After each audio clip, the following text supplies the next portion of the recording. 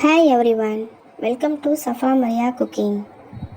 பாவக்காய் ஃப்ரை எப்படி செய்கிறதுன்னு பார்க்கலாமா? பாவக்காய் கட் பண்ணிவிட்டு கொஞ்சம் உப்பு போட்டு பிசைஞ்சு வச்சுக்கிறேன்.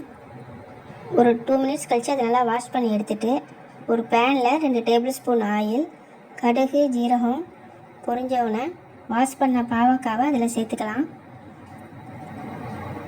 பச்சை ஸ்மெல் போகட்டும். 2 நிமிஷம் வதக்கிட்டு ஒரு லிட் போட்டு மூடி வச்சுக்கிறேன். கொஞ்சம் குக் ஆகட்டும். பாவக்காய் குக் ஆகணுன்னே 1/4 ஸ்பூன் சோம்புத்தூள்,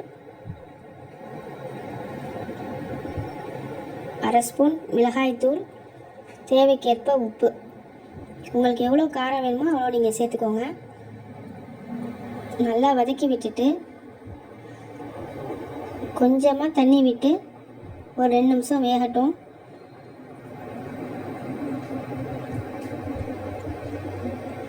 கொஞ்சமாக இஞ்சி, ஒரு 2 பல் பூண்டு, நிறைய சின்ன வெங்காயம் கட் பண்ணி வச்சுருக்கேன்.